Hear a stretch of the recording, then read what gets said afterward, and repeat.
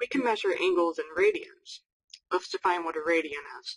So starting with the circle, I'm going to mark out the center. And then extend my ray through the circle. So starting from the center to the point that it intersects on that circle, it's called the radius. Now what I want to do is take this radius and wrap it around the circle. It's kind of hard to do since the circle is curved, the line is straight. So I'm going to grab a pipe cleaner just so you can see how this works. So starting from the center to that point, that's the length of our radius.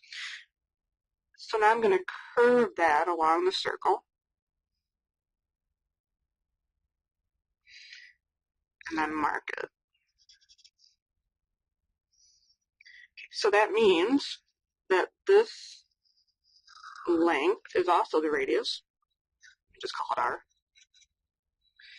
So then going from there back to the center would also be R. The angle between this initial and terminal side, let's call it theta. This is equal to 1 radian. This distance that we traveled along the circle, this is called the arc length.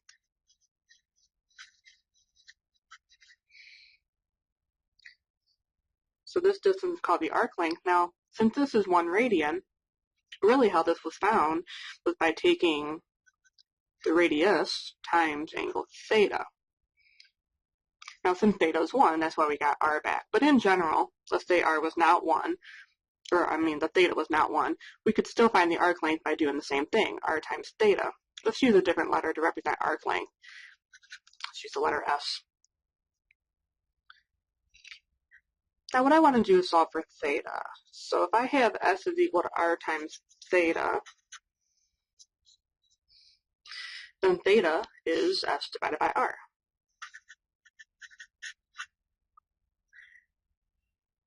Now this is really interesting about radians.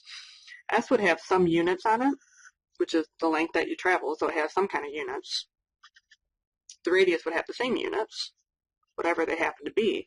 So when we go to divide them, the units would cancel, leaving us with something that's dimensionless.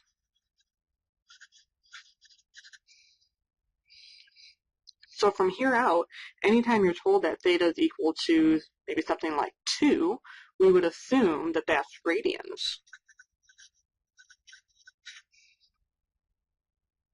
So just as a quick example here, let's say we have this circle, and here's my center. Say the radius is 3 inches. And let's say that the arc length is maybe like 4 inches.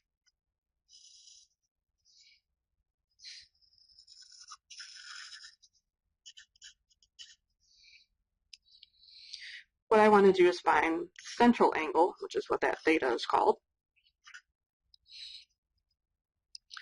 So again, S is equal to R times theta. So theta would be S over R, or 4 inches divided by 3 inches. Again, realize that the units cancel, so we end up with 4/3. And again, it appears dimensionless, but this is assumed to be radians.